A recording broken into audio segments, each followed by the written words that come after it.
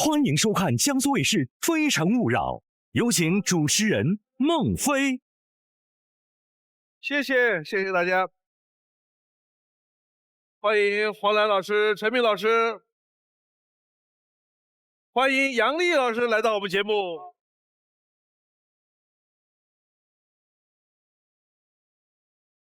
有请今晚24位美丽的单身女生。Me not to waste my life. She said, spread your wings, my little butterfly. Don't let what they say keep you up and then they can walk on by. My feet can't touch the ground and I can't hear a sound, but you just keep on running up your mouth. Yeah. Walk on over there, 'cause I'm too fly to care. These wings are made to fly. 24位女生，欢迎你们，请亮灯。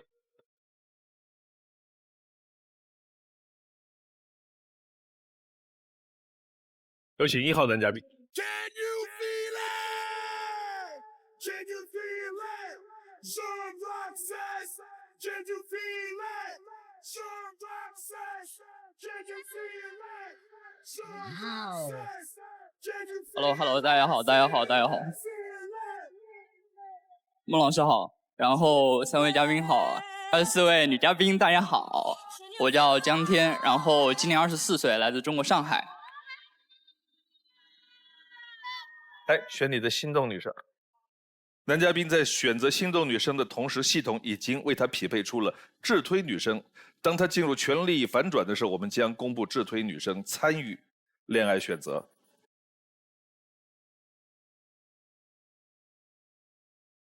爱之请回答。您的第一个诉求是？我希望你可以陪我在晚上一起去图书馆，就是约会。哦。这是一个爱学习的年轻人。哦。13号。男嘉宾你好，我想问一下，为什么是晚上？女生的点，就是我可能晚上效率比较高一点。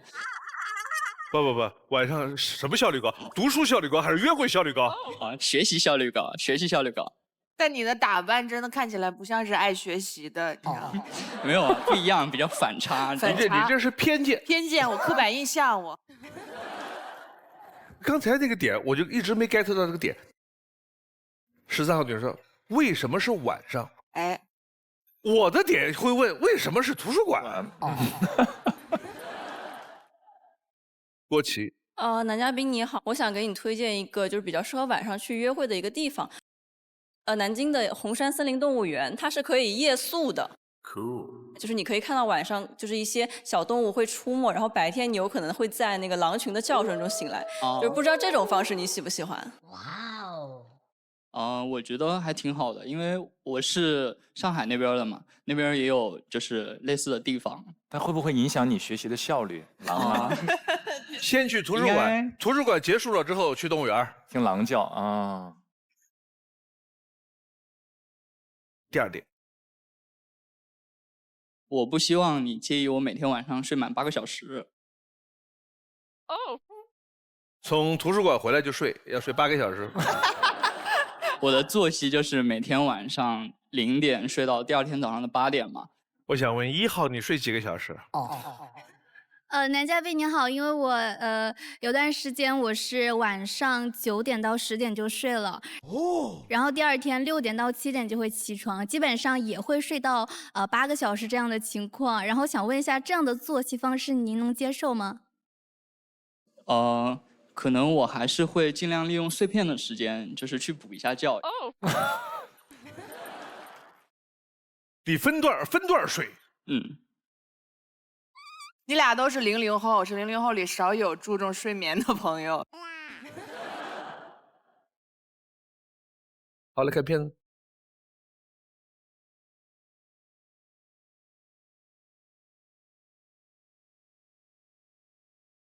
你想奏出怎样的人生？我叫张天，一个热爱音乐的阳光男孩。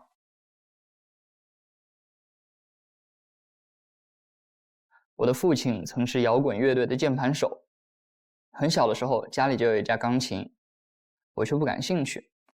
我妈天天架着我学。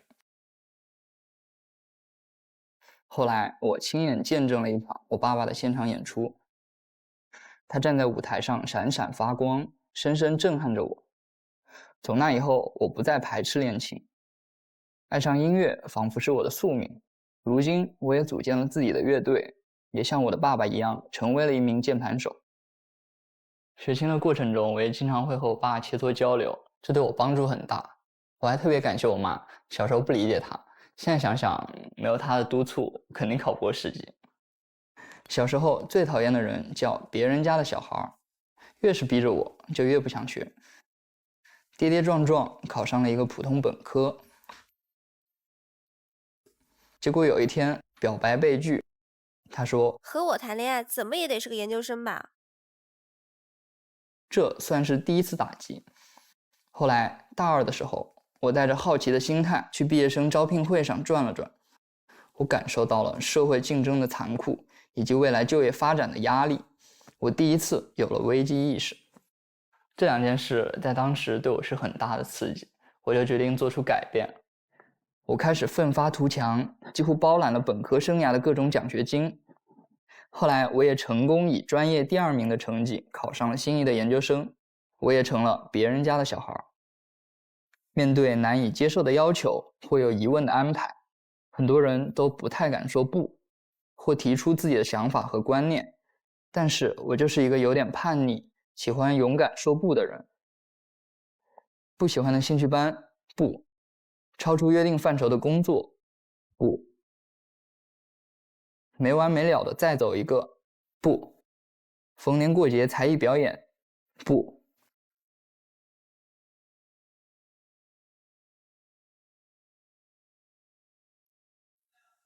下次绝对不谈。因为自己的耿直也受到了很多批评，随着长大，我也会更加注意说话的场合和表达观点的方式，避免让对方当众陷入尴尬和感到不适。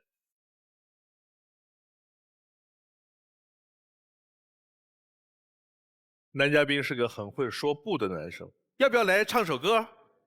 不。好了，这趴过了，导演，这趴过了。哎，要不要弹个钢琴？不好，这趴也过了。要不要找个对象？要。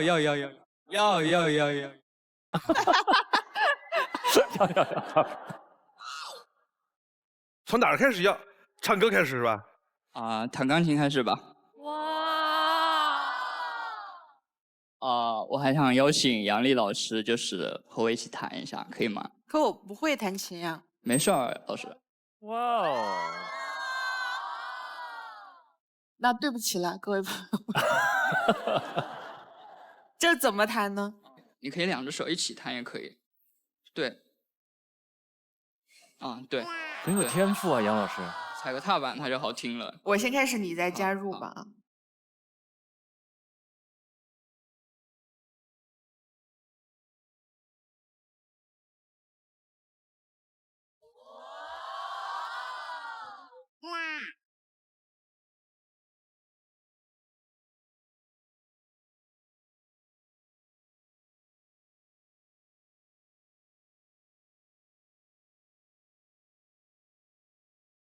好了，谢谢老师。哇哦，好厉害哦！谢谢谢谢。接下来是我们的卡拉 OK 欢乐时间，他们是不是唱什么你都能弹？也不一定。你们有谁想唱歌的啊？我们来让3号做个示范。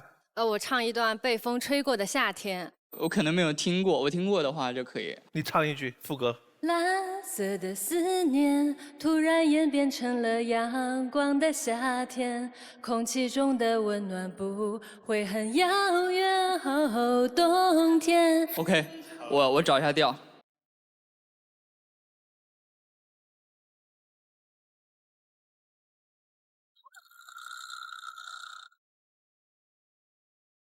哇，厉害！这才是值得挖的才艺。Cool。这个调可以吗，女嘉宾？可以。好。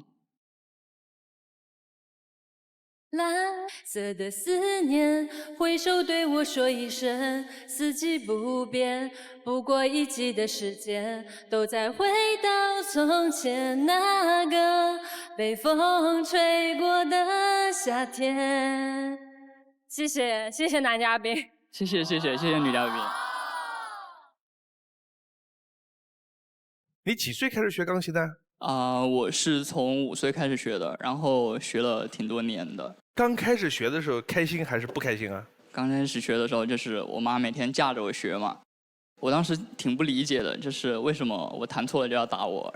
但是后来其实还挺感慨的，就是挺感谢他们的，因为没有他们的话，我也就是坚持不了这么多年。你们有没有什么小时候不能理解的事儿，成年以后就理解了的？7号。男嘉宾你好，其实我小时候就是我爸老是叫我背那个《增广贤文》，然后大年30的时候我就抱侥幸心理，我就根本没背。然后当时我爸就把我关在房间里，就让我一直要背一句一句背完了，然后才出去吃年夜饭。现在还能不能记得背的《增广贤文》里边的2、3句，分享给我们？增广贤文，浑汝谆谆。急于增广，多见多闻，观今亦见古，无古不成今。知己知彼，将心比心。酒逢知己饮，诗向会人名。谢谢。咦，可以的哦。11号。男嘉宾你好，我记得小的时候，我妈妈就会一直逼我背英语，当时特别的痛苦。每次我妈妈她问我，你小时候记忆深刻的是什么？我就给她重复一句。The sun is shining and the birds are singing. It's a beautiful day. 我小时候学的所有英语就剩下一句了 ，I'm fine and you 掉了个 Thank you. I'm fine, thank you, and you. 是一代人的条件反射。4号。我挺认同男嘉宾的说法的，我觉得父母对子女的影响非常大。像刚才大家说的，就是不理解的事情，我完全没有。我小的时候，初中升高中的时候，因为世博会，我妈就说世博会很难得能在中国举行，我们要去看一下世博，我就去跟家里人一起跑到上海去见大世面。所以到现在，我觉得整个人的成长是我自己的事情，然后对于我来说是很轻松的事情。就是我突然理解到这个点了，我就很有认同感，想跟男嘉宾分享，谢谢。谢谢。我就很羡慕这种家庭的小孩，我是农村小孩，小的时候也没有特别多的钱能给你报兴趣班什么的。我其实真要说有什么理解不了父母的，就是我小的时候会觉着我爸我妈对我的关心很少。但我长大以后，我非常感谢他这一点，因为他对我的关心很少，其实说明他是一个粗线条的人，他的情感需求就不多。然后等我长大以后，我有自己的生活了，他对我的情感需求也很少，所以我们就相处的特别的松弛。哎，这个很好。其实确实会有长大以后，你会理解小时候有一些状态，你会和解，你会想明白，也都释然了。你们在生活中有多少人是属于非常不会拒绝别人的？10号。男嘉宾好，我觉得我以前也是一个不太会拒绝别人的人，特别是在友情当中，我特别在意我朋友的看法。但是我现在长大之后呢，我也在慢慢拒绝他。比如说我女性朋友可能想来我家里过夜，然后我现在也会直接说，可能我家地方有点小，不太方便。我现在慢慢觉得这样子的相处方式就是更适合朋友之间。这是个真事儿，对不对？这是真事儿。那后来跟他还往来吗？有往来，有往来，他就在旁边开了个酒店了。你拒绝了他到你家睡觉，他在旁边开了个酒店。对。这2个事儿有联系吗？有联系，因为他带了他另一个朋友，也是个女性，然后我家只有1张床，睡不下3个人，所以说我就说不太方便。开了一个房间，对不对？对，开了个房间。他这个开了一家酒店。你说开酒店，我在想闺女被人拒绝之后，在旁边开了一家酒店，这什么逻辑？这个是什么？你家有点小，没事，那2栋楼我已经买了。哎，杨丽，在这方面你有要跟大家分享的吗？我知道我可能看起来像很会对别人说不的，但我其实很不会。我有的时候，比如说谁给我发信息，然后是聊一个什么事儿，我一看到当下我就想拒绝，但我就没想好咋说，然后我就忘了。对，然后就导致可能你还不如拒绝了人家，因为人家觉着你怎么都不回消息，反倒把这个事儿拖大了。专门有一个拒绝法，就是三明治式拒绝法，就肯定、否定、肯定。先是一个肯定，谢谢你想到我，这会让我很温暖。然后再加一个否定，真实感受的分享。但我可能不太习惯3个人一起住。然后后面可以再加一个肯定，就提供一个替代性的解决方案。哦，有的时候我们是会觉得，哎呀，有点狠不下心来，觉得有点拒绝别人于心不忍。我教你们，你们只要在这会儿立马想一下，你答应了这件事情之后给你带来的烦恼和难受，你立马就会下了去，立刻拒绝他。有道理。好，看下一条。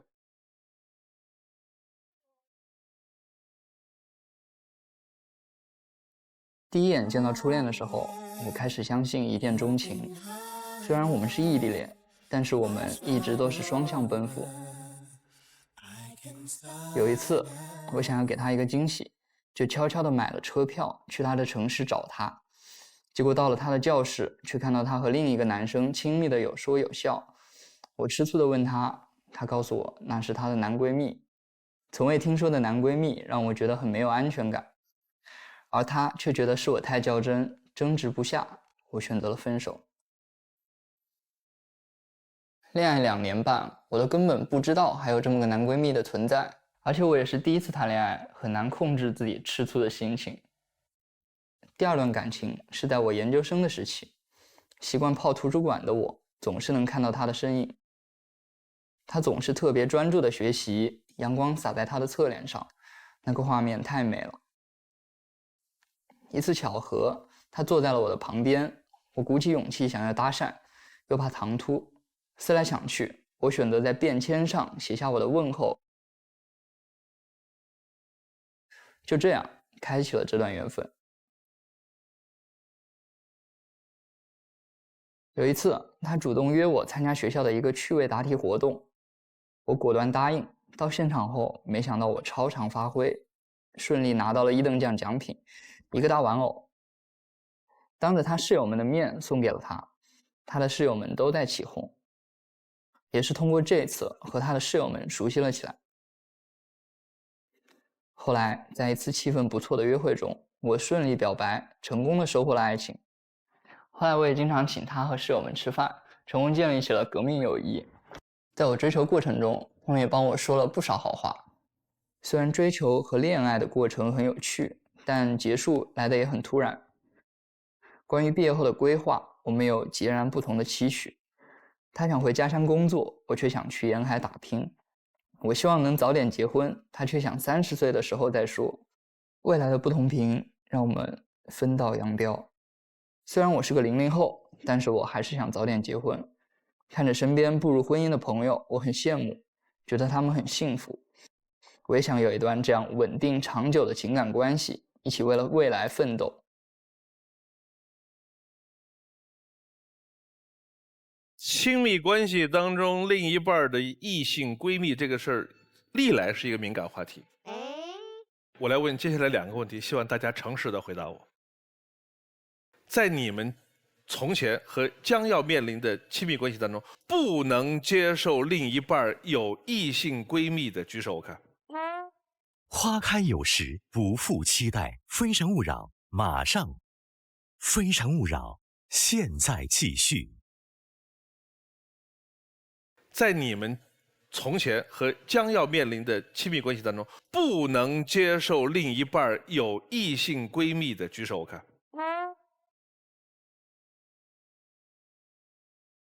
2/3，绝大部分。第2个问题，你们在生活当中有没有好的异性闺蜜？有的举手。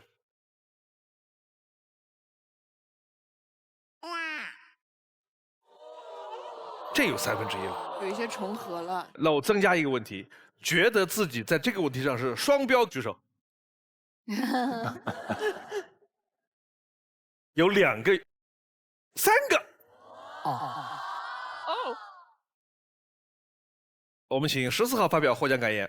我一直都觉得我可以维持很好的界限，但是我不相信对方可以维持。那如果对方也是你这么想的呢？这个事儿你有什么要补充跟大家分享的？其实男闺蜜和异性朋友之间还是有很大的区别的。就是男闺蜜可能他就是互相做一些情侣之间才能做的事儿啊。男闺蜜之间要做一些情侣，就是比如说去看电影。老师想的啥？就是看电影啊。然后异性朋友的话，可能就是一起约着去聚餐，或者一起去打剧本杀之类的。这种我觉得就算异性朋友。杨丽，你有没有这种？我有啊，我有一个就是很著名的男闺蜜嘛，杨蒙恩嘛。就是我们2个是认识好多年了，然后我刚认识他的时候，他就已经有了，那个时候还是女朋友，现在是老婆，就是刘培玉。我们一认识，他就说了他有女朋友，然后他也介绍他女朋友跟我们见面。我觉得这是他给他女朋友一个安全感的一个问题。然后我觉得他女朋友有一个给杨蒙距离感的一个举动，就是其实我们是有几个朋友的群的。培育也从来没有要求过说，哎，现在大家都认识了，你把我还拉入你们那个小群吧。没有，就是我们维持了原来简单的朋友的关系。你觉得你们3个人相处的这么好，核心点在于什么？核心点在于我是一个非常优秀的人。就是从他老婆的角度，也不希望失去我这么一个优秀的朋友。好了，核心点可能是培育也没把我放在眼里过。这个答案我认为比前面一个答案可能要好一些。9号，你好，男嘉宾，我刚刚看到你的 VCR 里面有在说，你虽然是00后，但是想早结婚。那我想问一下，你对未来的婚姻有什么规划吗？其实还是有挺明确的规划的吧。家里这边也没有给什么特别大的压力，然后父母这边也比较支持我嘛，这也是我想早结婚的原因。你哪年的？我是00年的。台上00后的女生举手看看呢。你们也是想早结婚的那种吗？清明家。我原计划是想24岁结婚，25岁生孩子。现在留给你的时间不多了。杨丽，你对结婚这个事儿是有规划还是随缘？我之前就是说过一个段子，我段子里说我有的时候想跳过恋爱，直接结婚。因为我那一阵儿觉着婚姻关系可能更好处理，我们住在哪儿，然后房子怎么办，孩子怎么办？我的恋爱经验就是我老觉得是在一些很虚的地方在撕扯，然后那一阵儿我就很疲惫。撕扯和疲惫的那个点是哪个点？不太好说。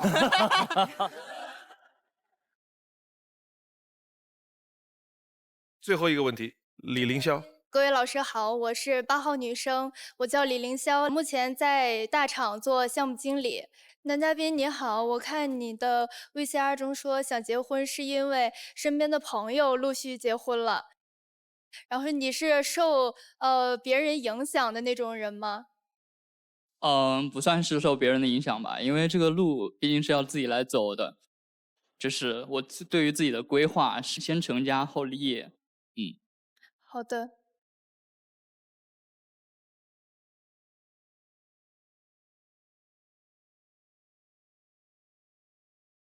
What？ 哦。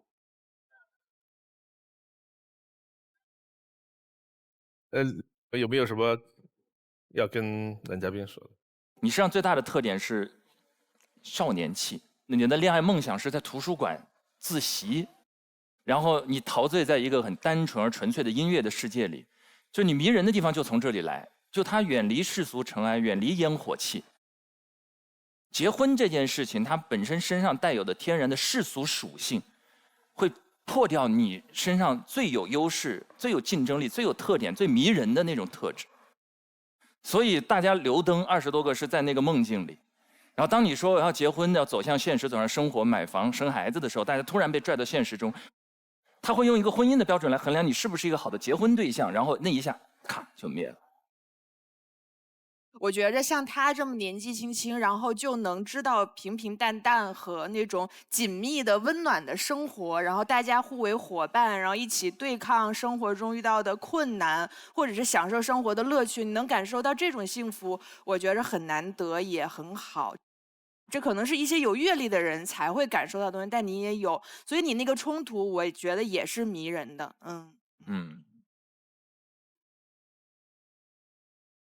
谢谢老师，谢谢老师。不是你陪我到最后，曾一起走，却走失那路口。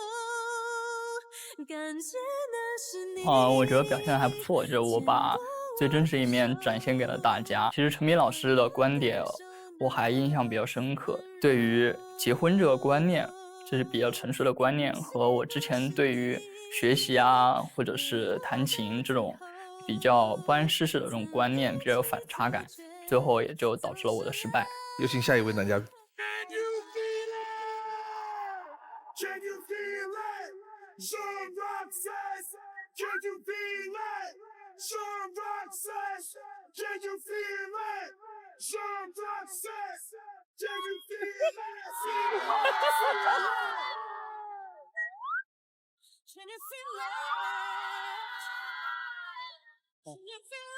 台上的各位老师女嘉宾还有各位观众们，大家好。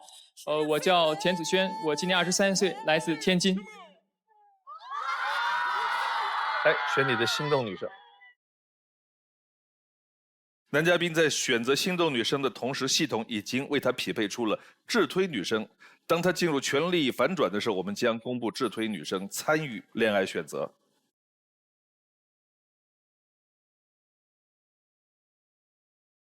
爱之请回答。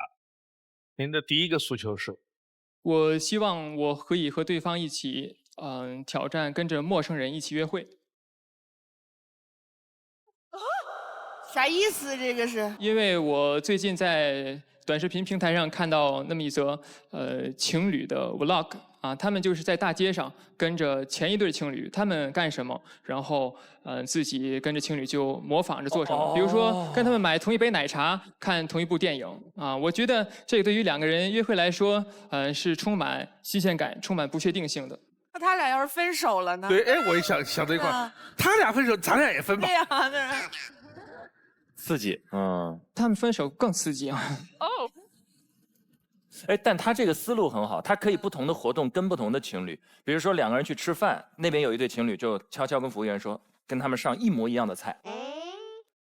宋晓文，我想请问男嘉宾，就是是什么点吸引你想要去挑战跟着陌生情侣去约会呢？那边5号。我在。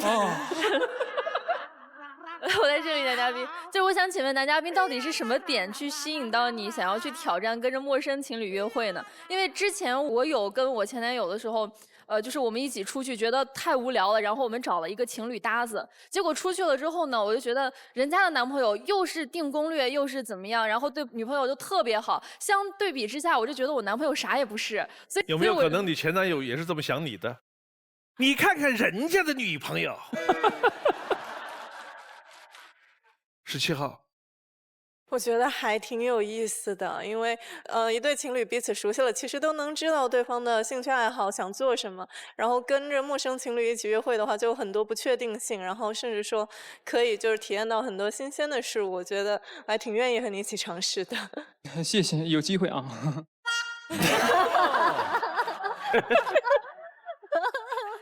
他身上有一种别致的气质。不知道他是故意的还是第二个，我不太希望对方当着我的面吃螺蛳粉。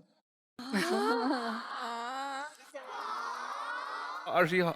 男嘉宾你好，就是我想问一下，那假设我们今天去挑战那个情侣约会，然后前面一对情侣他们就吃了螺蛳粉，你今天吃不吃？哎，好。哦，漂亮。然后觉得没有菜不行，点了一条臭鳜鱼，还有一个臭豆腐。然后呢，叫外卖叫快递又送来了一个榴莲。他们的一顿饭你这 debuff 都加满了，你这卡 bug 呢？我回答不了这个问题。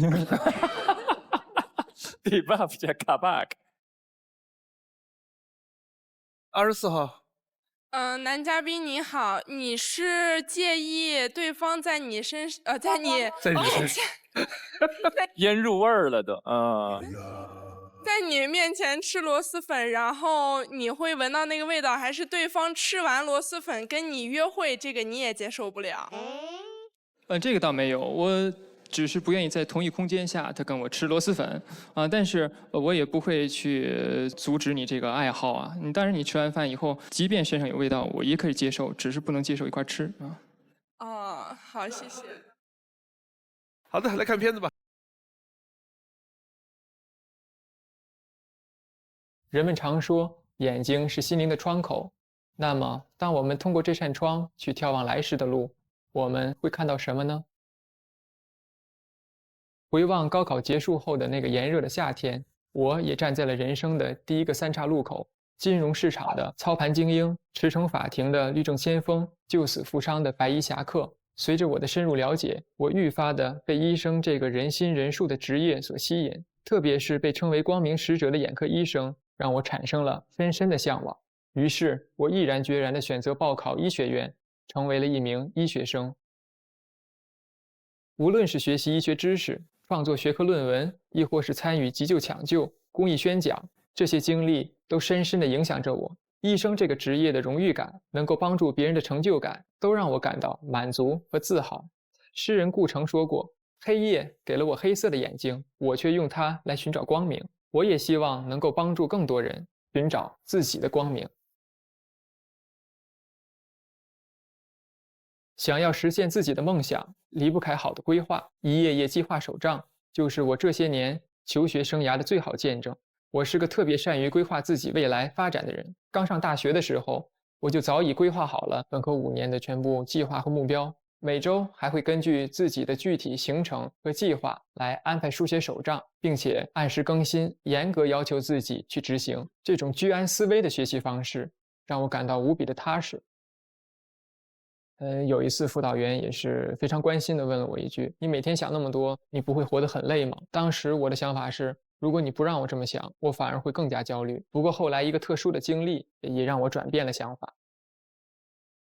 如果医院是我奋斗的战场，那么我释放自己压力的地方就是绿茵场。从中超到英超，从水滴球场到老特拉福德球场，每一个有比赛的夜晚我都不会错过。当时电视上有专门看球赛的付费频道，我就会去付费订阅。我爸妈也都很支持我。足球带给我的不仅仅是竞技比赛的热血，还有坚韧不拔的顽强精神。99年欧冠决赛逆转拜仁夺冠，这些精神都深深地影响了我。我期待未来能够找到同频的那个他，我们可以一起去到英国为曼联呐喊助威。我想那一刻，我心灵和爱情的窗户将会同时被点亮。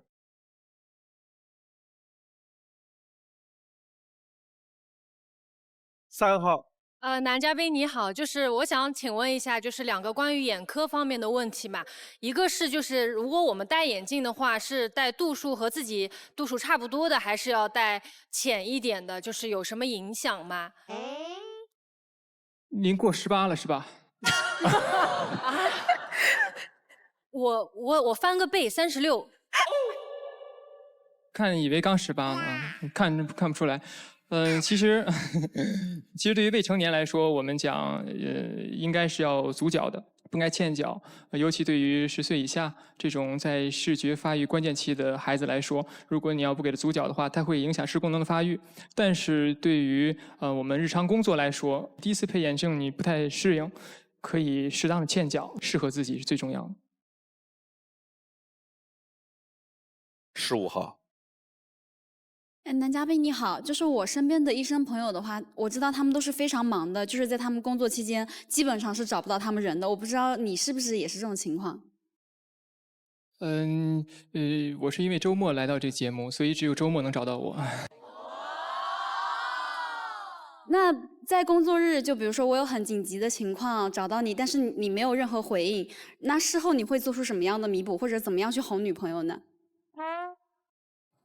我觉得这个可能对于医生来说，这是一个非常常见的情况，但是确实对于女朋友来说啊，男朋友缺少回应是不对的。但是我觉得对于医生来说，应该是可以原谅，我们可以在休息日进行弥补，好吗？好吗？好哟，哇，冷幽默的人说一个好吗，大家就那么酥。那如果女朋友特别想听你说一段相声，缓解一下她的情绪，你愿意说吗？他都说一场了。14号。男嘉宾你好，我看你在 VCR 里面提到了你是一个特别擅长做规划的人，而且对你的未来也有很多的规划。那我想请问一下，你在对于2个人以后未来的规划，也是一定要按照你的规划来吗？我只是对生活和学习上，进行规划，但是对于2个人的日常生活，我觉得没有必要进行非常严格的规划，因为2个人的日子是自然而然过出来的，规划也无济于事。这个是我在21年，当时我是在大2吧，这个进行的是月度的规划。哦，月度规划，哇哦！这个也是在去年考研期间进行1轮复习的规划。病理1轮，他拿 iPad 笔可以写这么好看啊？对，他是有笔锋的哈。秦明佳。男嘉宾你好，就是看你 VCR 里面看到你非常喜欢眼科医生这个职业，然后我之前看到过一个考验眼睛和身体协调的小游戏，我想邀请你玩一下，然后你成功了，我有小礼物送给你。奖品不是螺蛳粉吧？我可以邀请你玩一下吗？好，我非常愿意啊。好，谢谢。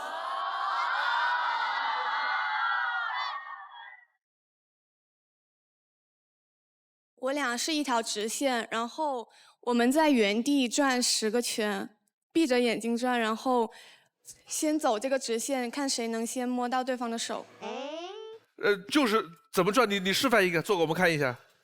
哦，对，右手捏像他这样啊。话筒好像也可以。来，准备，开始。2、3、4、5。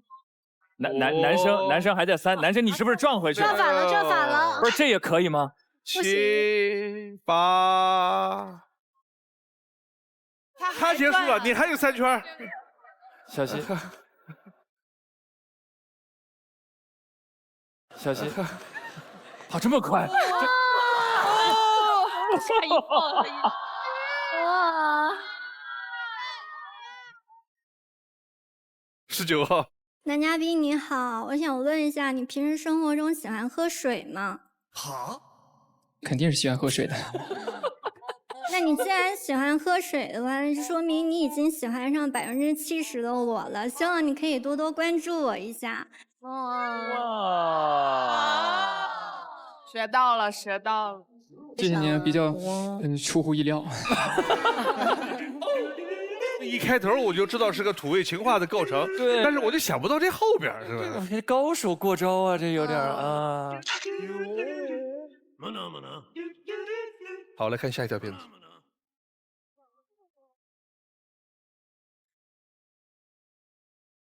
我的情感经历说起来还有点离奇。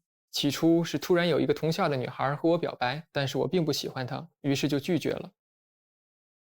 后来她又说要介绍一个闺蜜给我认识，结果我和她的闺蜜互生好感，成为了情侣。我们在一起后，突然有一天告诉我，其实我闺蜜对你表白的时候，我已经喜欢你了。我问她当时为什么要把我让出去，她说，如果你们2个能成的话，也是有缘分，我祝福你们。如果你们没成，那我也有机会再次争取。起初还没确定关系的时候，为了培养彼此之间的感情，我们经常聊天散步。但我一开始就和他说，我最近学习任务有点重，我也不太想耽误学习，所以咱们每天散步的时间能不能控制在1个小时以内啊？那好吧。我觉得自己挺搞笑的，特别是在我们确定恋爱关系之后，我特别的上头，发现约会的时间每次都不够，每次一点一点增加。你今天不着急回去了吧？顾了，约会重要。后来干脆就不管这个约定了，就是想每天都黏在一块儿。我们在一起的日子非常的开心，我们每天都一起去学习，还会一起打羽毛球、跑跑步。在我情绪低落的时候，他会倾听我的烦恼，在生活的小细节上给我无微不至的照顾。当他在学业上产生困扰的时候，我也会倾听他的问题，主动帮他做规划、做实验，最后也成功帮助他实现了自己的目标。我觉得两个人相处一定要有正向的收获，喜欢那种积极健康的恋爱关系。消极的状态会让我很疲惫，我宁可不要。后来我们去了不同的地方实习，开始了异地恋，彼此陪伴的时间也变少了。我当时工作生活上负面的情绪太多了，和他说也只会徒增他的烦恼，所以我选择不分享。但是不诉说这些其他的话题，也不知道聊什么了，就变得非常的矛盾。后来他觉得这种状态的恋爱不是他想要的，主动的提了分手，我的这段恋爱也就遗憾的结束了。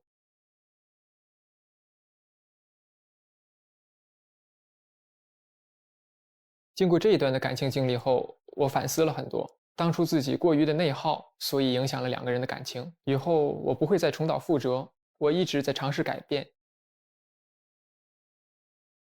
我现在的生活比以前变得更加丰富有趣了，相信在未来的感情中会有更多的故事与你分享。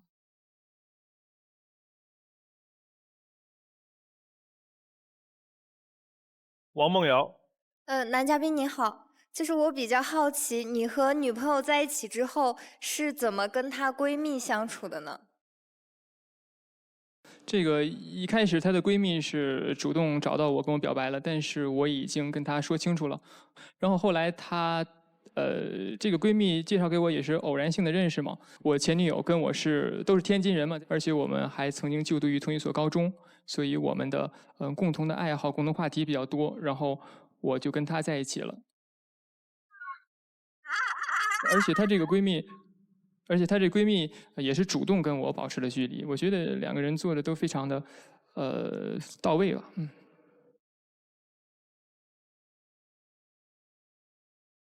10号，谢谢。然后我看到你在后面的一段恋爱当中，你就选择了不分享，我觉得这有一点点好像偏向于冷暴力，就是我不知道你当时的想法是什么。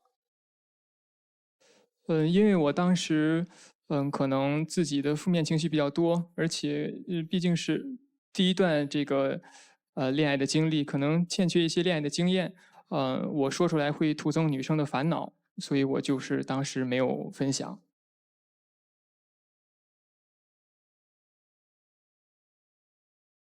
最后留灯的7号有问题吗？其实我之前也有异地恋的情况，然后我是会和我的前任，我们两个每个周都会写信，因为我觉得见字如面，而且我字也写得挺好的，所以我就想说，其实异地恋其实并不是特别能影响感情，只要你愿意，就是用一些合理的方式去沟通。哦，谢谢，谢谢。来看一下他的自推。我们来看看男嘉宾的自推女生是花开有时，不负期待。非诚勿扰，现在继续。我们来看看男嘉宾的自推女生是男嘉宾的自推女生是于晨曦。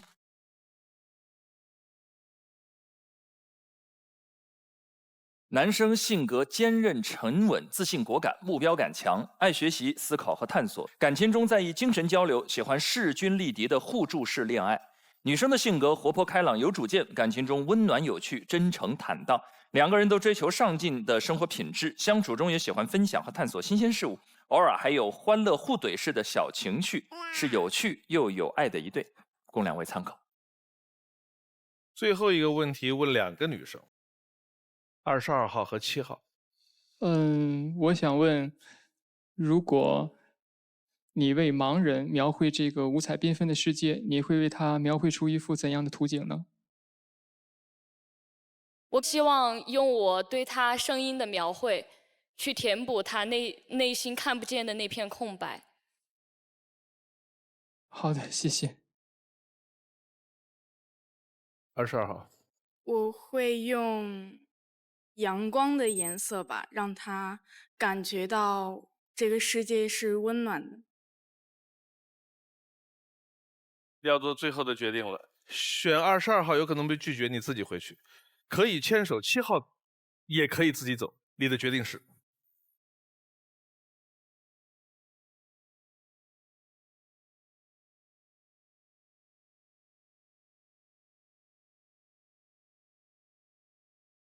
我非常感谢7号女嘉宾，与我们分享她之前的一段异地恋的经历，但是我觉得，我们可能了解的还是比较少，所以我决定自己回去。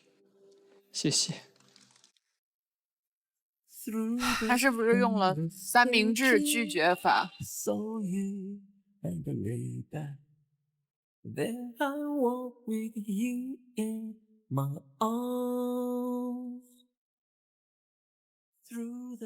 在场的女嘉宾针对我之前有一些负面的情绪，而不去跟前女友倾诉，产生了讨论吧。我一直觉得只有能解决问题的情况下，才去向对方倾诉。情绪上的交流是必要的。我在这一点上，有了新的认知。有没有人分享一下灭灯的原因？10号。我想说，就是灭灯的原因，就是 VCR 里面提到那个感情那段，跟闺蜜这个3个人关系哈，稍微有一点点复杂，所以说这可能是大多数女嘉宾灭灯的一个原因。杨丽，你觉得呢？我就是觉得他话太多了。但如果我来说，我不会选择一个就是特别爱搞语言艺术的人做男朋友。你觉得会不会他搞语言艺术只是他的一种外在的社交方式，可能他内在是另外一个样子？有可能，但如果你来相亲的话，我觉得真诚的表达是强过于幽默的表达的。但是我觉得他的眼睛里你能感觉到真诚。是的。你在 VCR 里看他的眼睛，而且包括他在艺术上的，我觉得是蛮精进的，内心很有爱。而且他离场的时候还看了你一眼。帮我留一个他的联系方式。哎呦！有请下一位男嘉宾。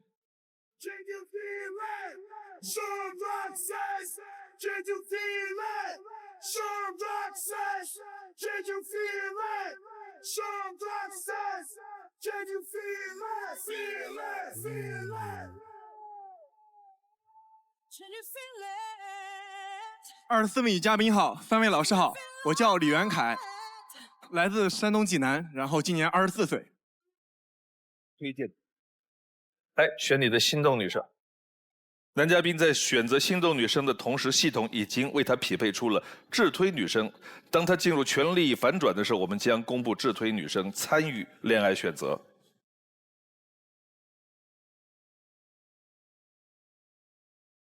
爱之请回答。您的第一个诉求是？我希望和你一起使用儿童手表。好。22号。男嘉宾你好，之前也在就是短视频上面刷到过，就是男女朋友一起用那个儿童手表，感觉很有趣，就可以随时看到对方在哪。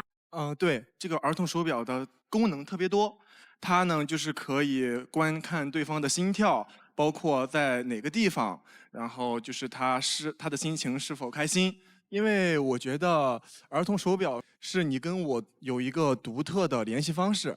然后呢，我觉得一起使用会特别的甜，是这样的。我很好奇，你是更想让女朋友了解你的情况，还是说你更想去了解她的情况？我可能更想了解她的情况，了解她的心情，然后她在干什么，然后这样的话就不需要实时的去报备，避免产生一些小矛盾，是这样的。我认为他们俩的这个恋爱有点像2个小朋友过家家。儿童。13号。男嘉宾你好，就是我也想分享一下，其实我也有一个电话手表，是前阵子刚买的，因为我的手机丢了，然后应急就买了一个电话手表，然后发现这个电话手表真的特别好用，它就是可以弹起来拍照，非常的方便。然后我就会带着我的电话手表去参加音乐节，也不用担心会丢，也还可以拍照。然后可以顺便讲一下，就是我是泰安人，然后我爷爷奶奶在济南，每年过年都会去济南过年。哦，哎，好的好的，谢谢女嘉宾。老乡，第二个诉求是，我不希望在逛街的时候你老是给我出题。什么题呢？还有题库啊，这个。我最近是不是有点胖了？就是送命题。亲爱的，你记得今天是什么日子吗？我觉得男嘉宾已经开始出汗了，就看这个字就已经开始出汗了。你最害怕哪一个男嘉宾？之前谈恋爱的时候，就是在一起逛街，他会问我这件衣服好看吗？还是下一件衣服好看？你当时怎么回答的呢？我当时就是很认真的看了一遍，然后就说，确实是这件衣服好看。然后他就说，啊，其实我感觉上一件好看啊。好，那你接下来怎么回应的呢？我说也确实挺好看。孟老师怎么回答？这件衣服好看，那件衣服好看？这都买了，小孩子才做选择题，都要啊。18号，男嘉宾你好，就是我也很爱逛街，但是我之前和前男友逛街的时候，他们就会坐到一边，我作为女生就很讨厌这种状态。我想你应该不会是这样的男生吧？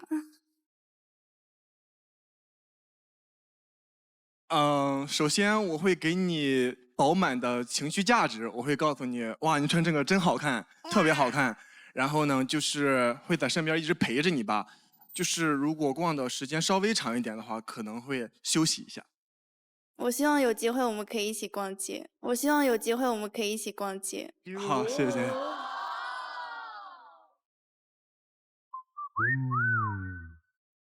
好，看片子。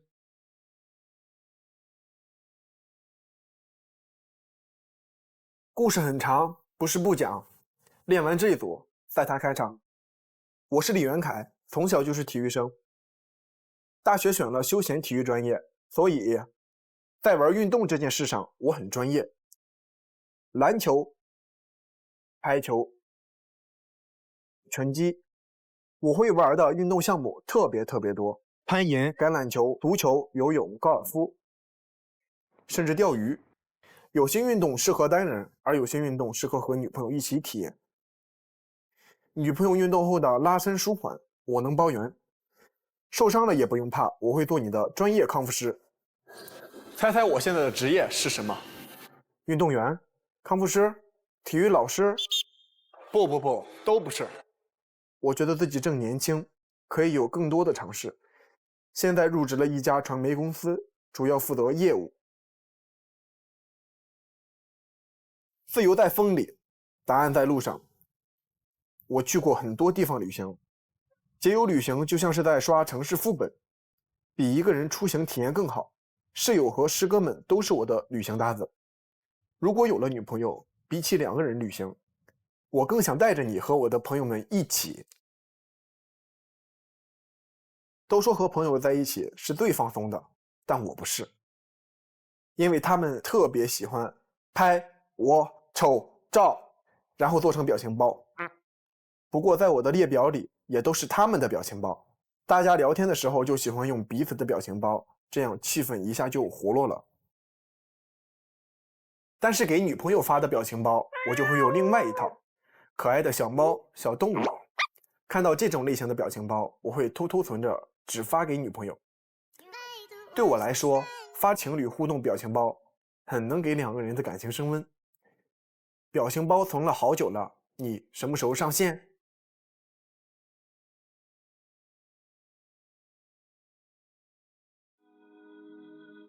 哎，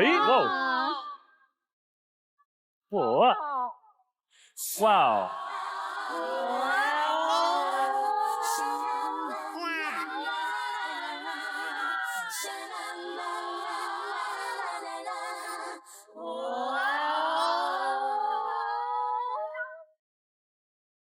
来，22号说话吧。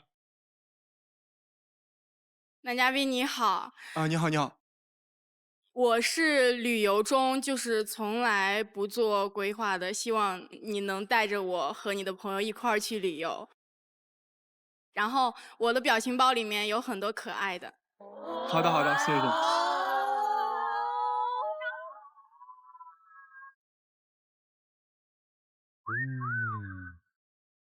你真的这是运动达人，会那么多项目，最擅长的是哪一种？排球，是排球。黄老师也喜欢排球，你可以现场展示一下吗？我可以展示一下，就是颠排球行进间，然后脱衣服。脱一件外套。哦，那很难。就是排球在空中的时候，他脱衣服。哦。 22号，就是这边有点冷，我可以套一下男嘉宾的外套吗？哦，哎呦，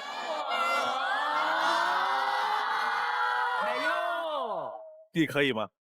可以，可以。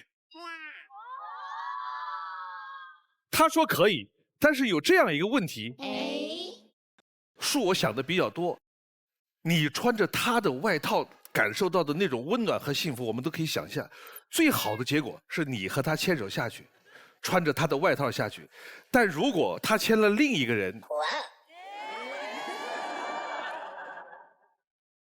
另外一个女生把外套从你身上拿走穿下去，那又是一个什么景象？当然，我们非常希望只发生第一种情况。如果发现了情况2，你会把那件外套还给他吗？ 我觉得没有这种可能。他选我。哇！哇！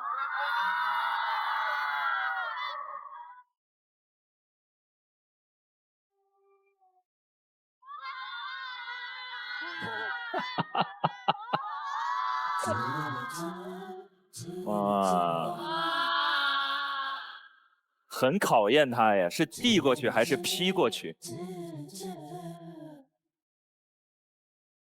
When boys are just 11, maybe to growing height at a faster rate than they have done before. Fade to fade kiss. 这是属于我那个时代的歌曲。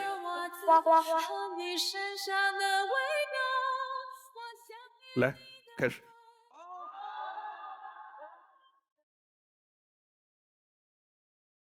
来了。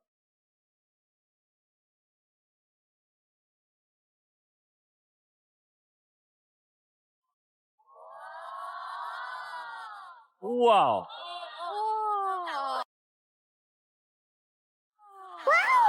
命中的注定是我看不清，你爱我的把戏，就像狂风暴雨。命中的注定是我太任性，你的花言巧语把我推入陷阱，我怎么有力气 Amazing 睁开你？ 爱上你，不错。好棒！接下来呢，可以请孟老师帮我找一位女嘉宾，然后我们2个一起完成一个排球的趣味小游戏，可以吗？哦，你看男嘉宾很聪明，他让我找，那孟老师找。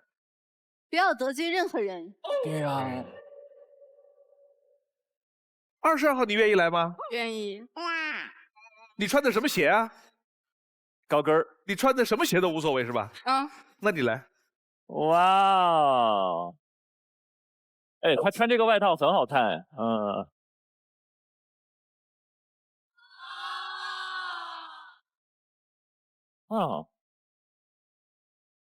就是我需要请一位老师帮忙上场，然后这事儿黄澜黄老师可厉害了，然后 PK 一下。我就是我们是双人排球，然后男生跟女生2个手绑在一起打排球，然后与老师进行 PK。哦，你们用爱情打败我。好。女生有排球基础吗？之前没有，没关系，来吧，他带着。我需要套你的右手。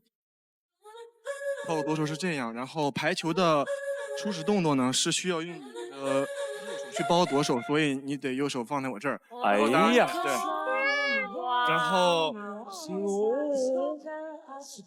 这个灯爆的好直啊！看来这件衣服不用还了。Your voice over and over, sing it all of you just over. What is happening, oh dear? I keep wishing you were here, and I swear I'm gonna lose it if I keep playing the music. What else is there to do?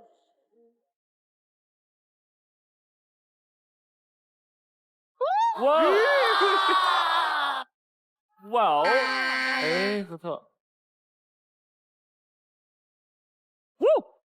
哇，好球！漂亮！哎，好了 ，OK，这可以啊，可以了，厉害！太难了。哎呀，就是刚刚女嘉宾表现的特别好，你开不开心？超开心。因为刚刚就是其实不怎么会，都是男嘉宾带着我，就是很贴心。现在不冷了哈。1号。男嘉宾你好，其实刚才看到你的VCR说，你是一个非常喜欢旅游的人嘛，然后家里也有养猫咪，然后其实我也是一个非常喜欢旅游的人，然后家里也养了一只猫咪。然后包括你刚才说的那个电话手表，我觉得你是一个就是比较关心对方的人。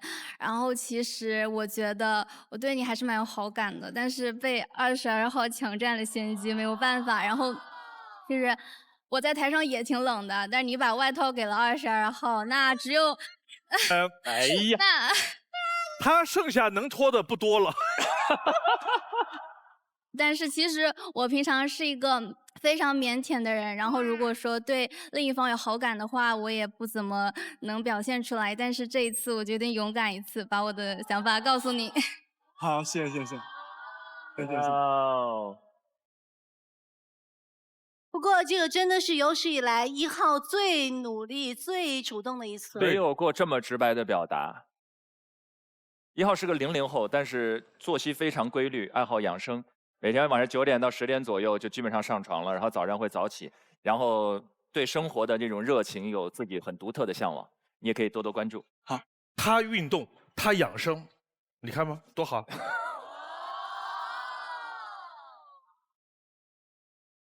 王梦瑶。男嘉宾你好，就是我也是河南的，我也离山东挺近的。然后我想问一下男嘉宾的身高可以吗？我穿鞋的话，在191到192之间。我之前其实是没有接触过180以上的这样的男生的，然后我觉得如果是你的话，我觉得我可以想跟你认识一下。对，是的。好的。哇哦！天哪，刚才这一个灯爆了，有多少遗憾啊！那刚才说到旅游，你们是更倾向于喜欢多个朋友组团一块儿去的，还是独自去旅行？非诚勿扰，现在继续。那刚才说到旅游，你们是更倾向于喜欢多个朋友组团一块儿去的，还是独自去旅行？9号。我是觉得人多一起玩好玩一点，因为我觉得一个人出去玩之后感觉很单调，但是你人多就是大家会有不同的想法，出不同的主意，所以的话我觉得会丰富多彩一点。你呢？我自己的话更偏向于跟朋友一起出去玩。我自己也去过，就是长沙，自己一个人戴着耳机逛一逛，就觉得很孤独。跟朋友一起出去玩，肯定是就是更有趣一点，是这样。王梦瑶，你呢？我觉得如果有志同道合的朋友，然后还有自己喜欢的人一起去，是最有趣的。谢谢。对，我也有想法，就是如果我有了女朋友，肯定会带我的女朋友跟我的好朋友们一起出去玩，然后融入到这一个我们的小团体当中。对。22号。就想问男嘉宾有没有特别想去的地方，下次可以一起。我特别想去河南的老君山，还有石门龙窟。什么窟啊？什么窟啊？龙门石窟。龙门石窟。他说的什么？石门龙窟，里面不找出2个龙蛋来都白去了。老君山非常漂亮。对，我可以当导游，就是在洛阳的栾川老君山。好，看下一条片子。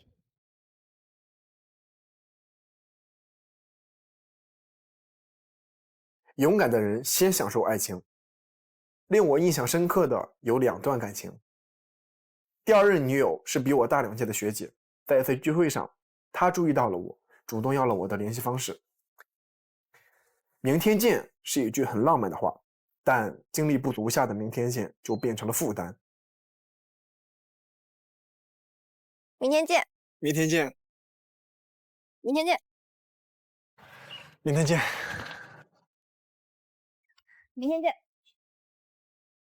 明天我真的有事啊。在一起后，他每天都约我出去，还总是在晚上。济南的冬天很冷，那时候的我又经常出去代课，疲惫之下，我的几次推辞变成了他嘴里的不在乎。因为这件事，我们矛盾越来越大，最终走向了分手。经历了这段感情，我想约会要有间隔期，在双方都有精力的时候，用好状态面对对方才更重要。不过虽然见面约会要有间隔期，但是微信上的联系不能断，实时分享，甜蜜拉满。第3段恋爱，她很漂亮，这次是我主动要了她的联系方式。愚人节那天，她发了一张2个人的合照，我立马问她是不是谈恋爱了，她笑得很开心。愚人节的小把戏，我成了第1个上当的。当晚我就约了她一起去打羽毛球，慢慢的小操场就成了我们日常见面的地方。表白之后，我们在一起了。可后来，她经常性的长时间不回消息，我们因此争吵，最终分手。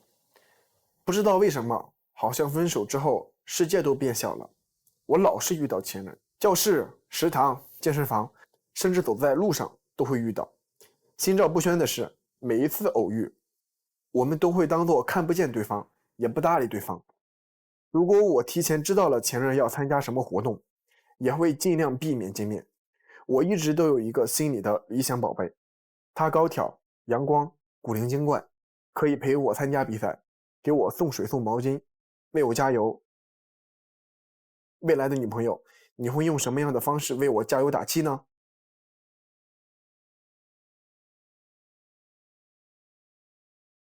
？14号。男嘉宾你好，我刚看你 VCR 里面，就是那个女生是每一天都在约你见面，然后你觉得很疲惫，就是很有压力，是吧？我想跟你分享一个，我其实之前一直觉得自己是一个需要感情浓度很强的女生，但是有一次我谈的一个男朋友，他是这样的，1个月之内，相当于我们俩每天都见面，然后做完了将近1年的事情。做完了1年的事情，就是有一天可能是这样，我们早晨先去看日出，然后我们2个人又一起去吃早饭，然后打台球、打保龄球，然后射箭，去玩剧本杀，然后画石膏娃娃，就是一天可以做完1周的事情。这哥们儿是不是感觉一种来日无多的感觉？留给我的时间不多了，我得抓紧。特种兵式恋爱。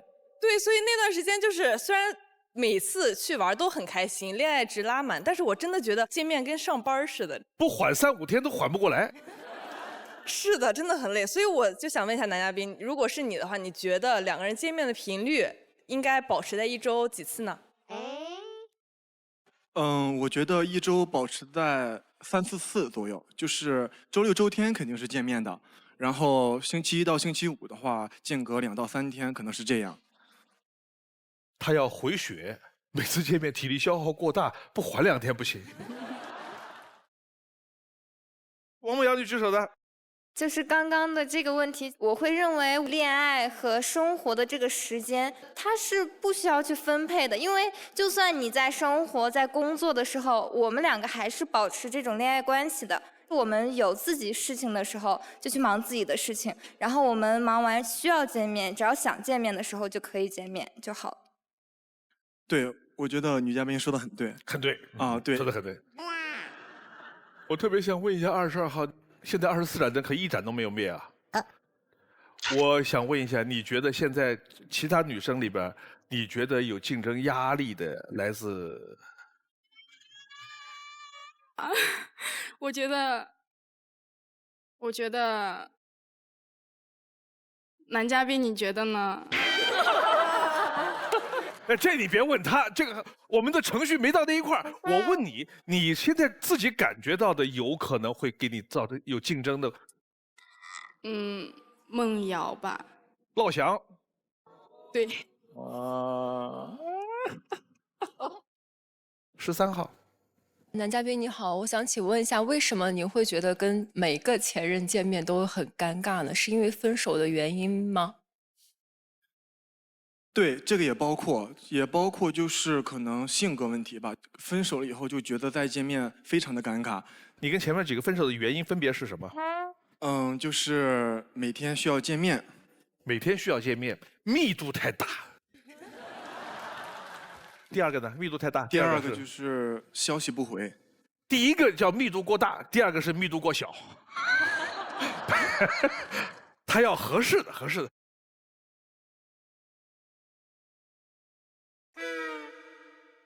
最后一个问题，17号。男嘉宾你好，就是你除了运动之外，还有没有什么生活里比较持之以恒的爱好？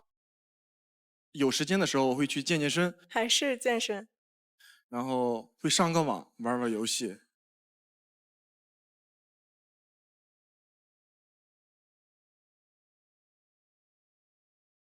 没有别的爱好了吗？我的话可能相对于偏较喜欢就是运动，所有的运动就篮球、游泳。好的，好的。现在留灯9盏灯。哇哦！上去灭掉7盏灯回来，除了22号再留一个。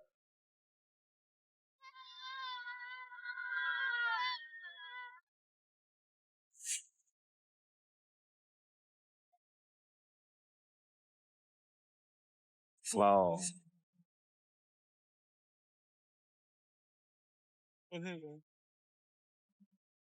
哦！哇，严重了，严重了，严重了，可以可以。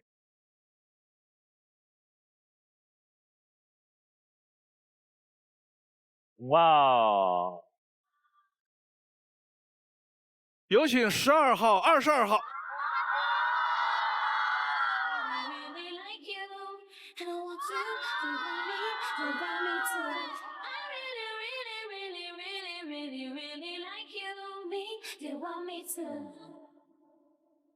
我们看一下心动女生是谁？太紧张了。哇！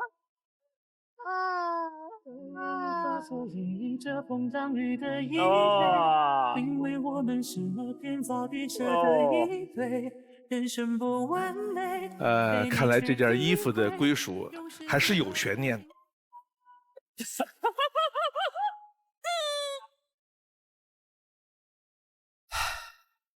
来看一下智推。连凯的智推女生是施瑞智。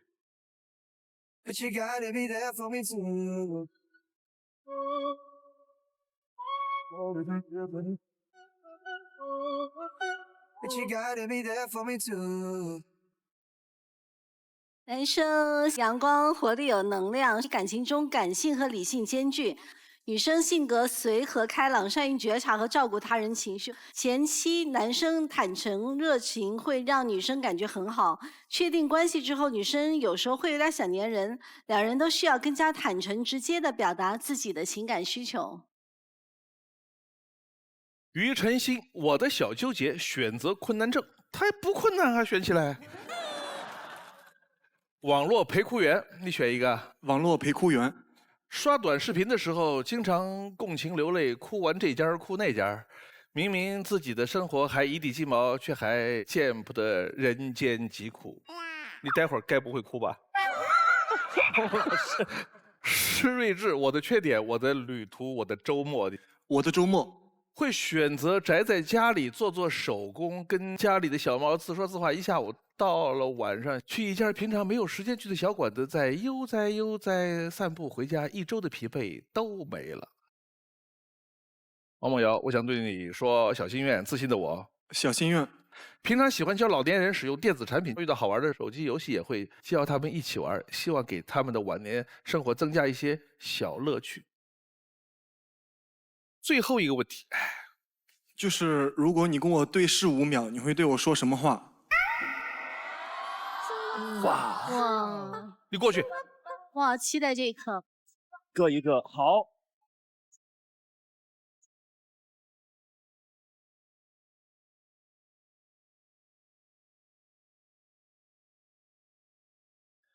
完了。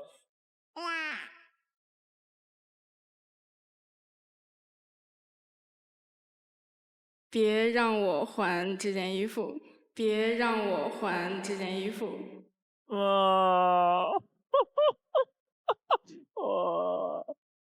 我来帮24号说，放我回去。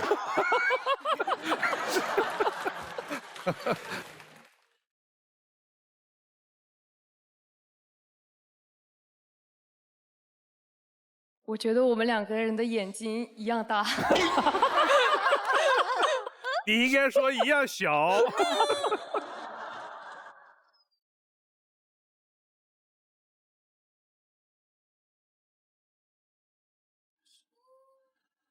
哇！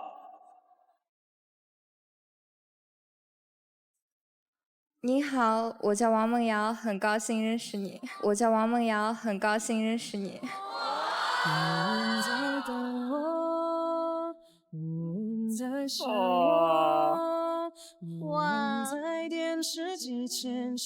我还在沉浸在这3句话里边。是爱情剧的台词。爆灯的22号。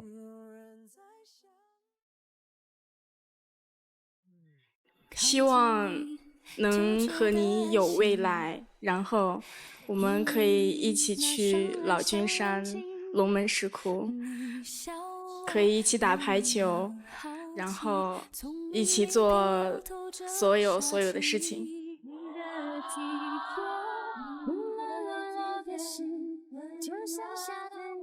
你要做最后的决定了，选择中间女生有可能被拒绝，你自己回去。另外2个女生你可以牵手，其中一个你的决定是。非诚勿扰，现在继续。你要做最后的决定了，选择中间女生有可能被拒绝，你自己回去。另外2个女生你可以牵手，其中一个你的决定是。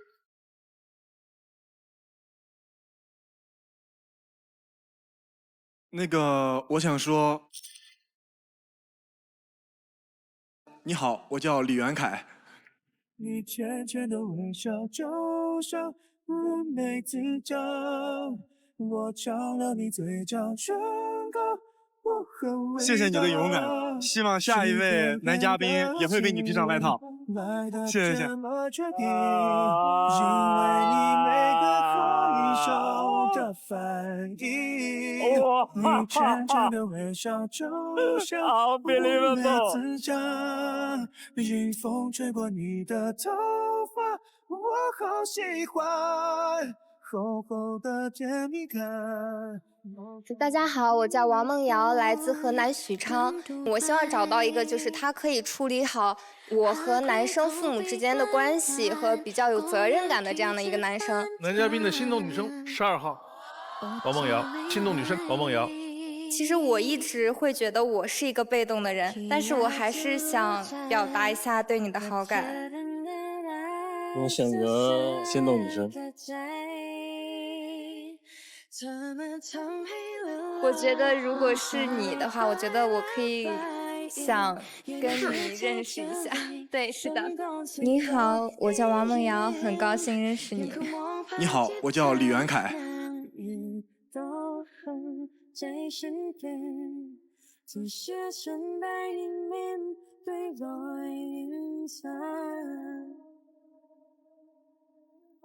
因为我在台上也很少会见到，就是让我会有心动的男嘉宾，就是他看起来很阳光，然后给人一种很舒服，想象一下以后谈恋爱可能会很甜蜜的感觉。看到别的女生给他爆灯，其实我当时心里挺紧张的，看到他选我心动之后，就会有点小自信吧，就觉得他最后是应该会选我的。我是比较吃感觉的，第一眼的感觉非常重要，然后就很喜欢。我们一起去老君山吗？可以啊，我可以先带你去河南，然后给你当导游。然后我比较喜欢海边，之后我们可以一起去海边。可以的。山东青岛、山东潍坊有很多海，我都可以带你去，我很熟的。好。我在最后一刻竟然有一点热泪盈眶的感觉。天哪！22号也是站在那里第3次，但是我觉得你第3次一次比一次淡定，被拒绝惯了。对，但你每一次争取的时候都是在迎合对方，没有展现自己，我觉得是这样。就是你最后争取的时候，应该讲讲你有怎么样的独特，你有自己有些什么发光的点去争取男生，而不是在他心动女生为他留灯的那一刻还在讲我希望跟你怎么样，我希望跟你怎么样。这个时候如果真要争取的话，就要说说你跟12号之间你认为自己的优势在哪里。就我觉得如果那样的话，希望有第4次能够成功。你要保持你的勇敢，然后等待那一刻绽放就好，好的，没关系。谢谢老师。祝他们幸福。谢谢收看今天的非诚勿扰，下期同一时间再见。往前一步是幸福，退后一步是孤独，在原地不动是为了看得更明白，爱情不能不清不楚。往前一步是幸福，退后一步是孤独，在纷纷扰扰之间，我明亮了双目，超能与我相爱的人一起到老。